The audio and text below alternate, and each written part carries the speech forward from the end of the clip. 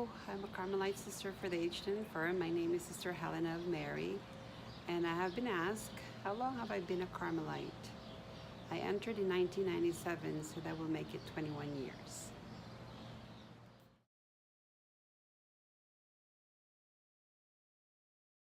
What attracted me to religious life, first of all, specifically for the Carmelites, was because I met this elderly Carmelite nun, and I was just kind of moved by the sacrifice that was just mirrored in her. And at 21, you're so, I guess, impressionable still at that age. And I just saw in her the great sacrifice that she had given to God, and that attracted me. And specifically with the Carmelites, I was very much influenced by the readings of the lives of our Carmelite saints, and also great devotion to Our Lady, which really kind of made me think that Carmel, being the order of Our Lady, was the best community for me. So, of course, through the years, it developed and it got deepened and was influenced by many more other factors. But initially, it was me meeting that sister and being really attracted to her as a person and also as a nun. There was just tremendous influence that she had on me.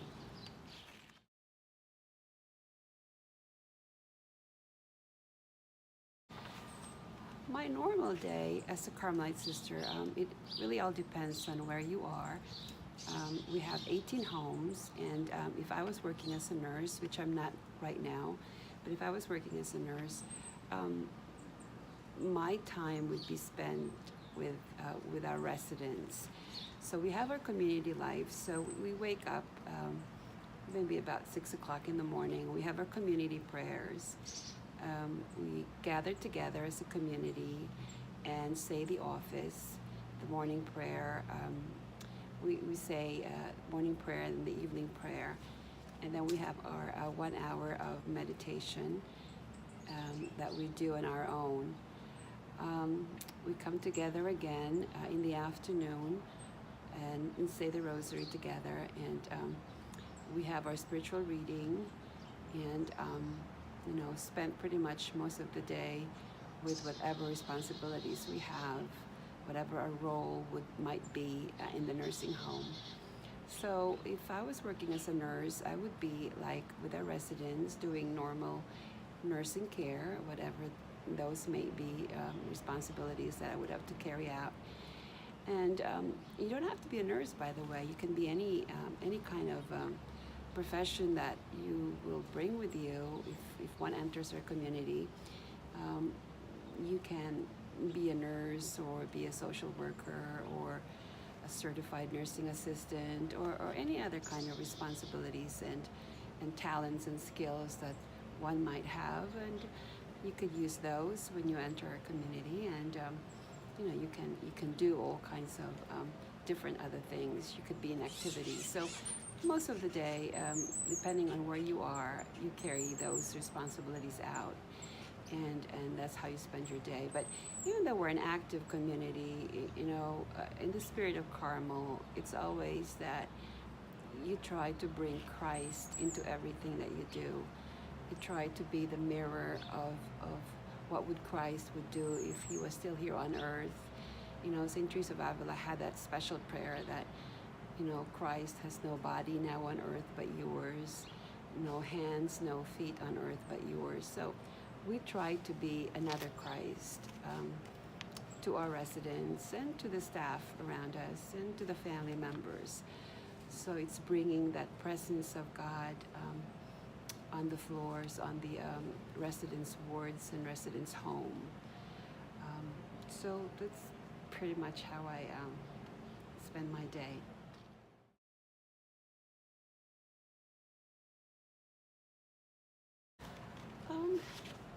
it's a normal condition to be lonely. So even if one is a religious, a priest, or anybody who had given his or her life completely to God's service, you don't really, you don't stop being human.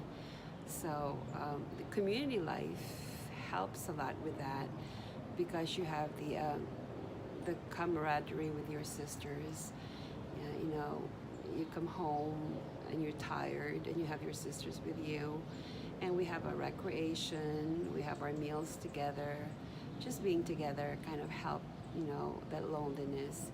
But yes, I do get lonely every now and then, and it helps that we have one day off a week, and so I go and visit my family. I have a family in New Jersey, and so I visit them, and I stay there and be with the family again, and that kind of helps the loneliness. And of course, you know, having taken Christ as my spouse, just like any other married woman, you seek the company of the one you love. So prayer helps a lot, and being honest with God, being honest with yourself when you're feeling this emotional and human feelings, just not being afraid of them, but embracing them and offering them to God, and realizing that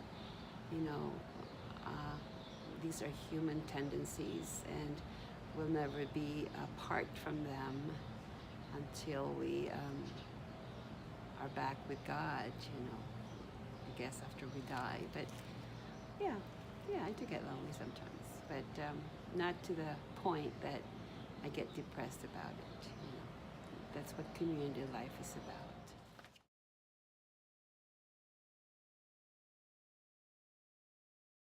Why do I wear the religious habit?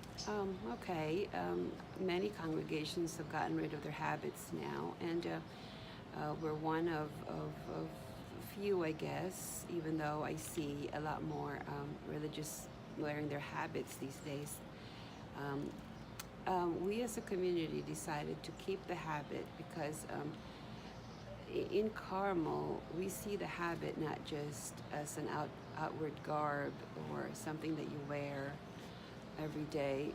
It has a sacramental value to us, being the Carmelite habit is part of the scapular tradition that we have. The brown scapular, having received from Our Lady, and it's a reminder for us that we are consecrated religious. We had given ourselves to God. It's a reminder to us and a witness to other people that we are women who had embraced this life of consecration, and so it's very special to us. And it's part of who we are. It's a consecration to Our Lady, and we see it that way, and we choose to wear it. It's true that the religious does not make, or the habit does not make a religious, but it certainly does not hurt if one wears it, and we choose to. It is a part of our heritage, part of our identity as Carmelites, and a witness to God's people of who we are.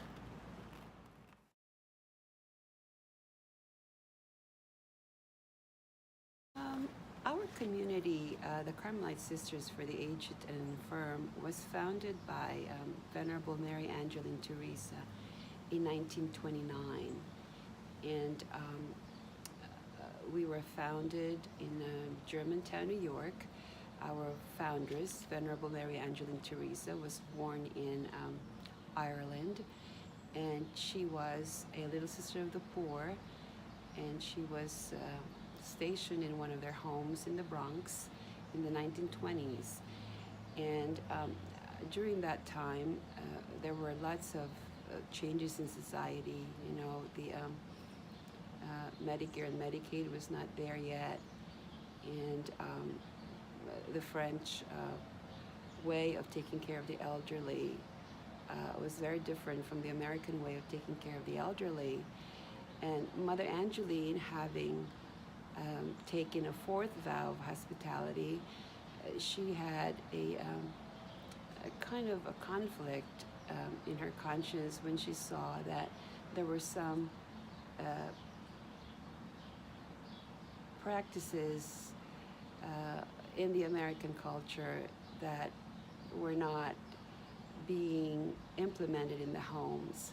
For example, celebrating special American holidays, Thanksgiving, husbands and wives being separated in the home because that was the way it was done then.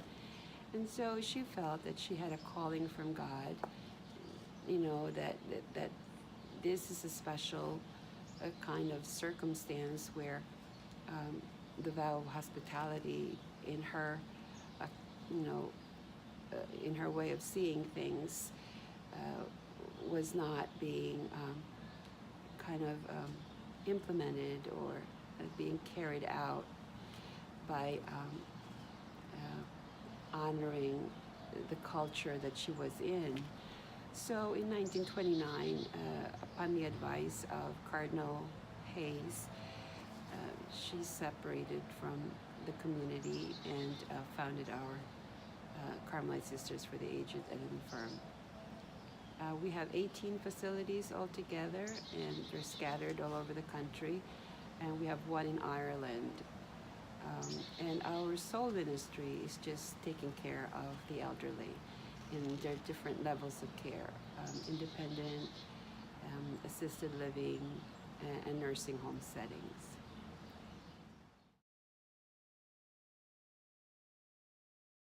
Well, I want to tell the young people who might be watching this video, I just want to encourage you that I know that the church is in a mess right now, but it is still the Church of Jesus Christ.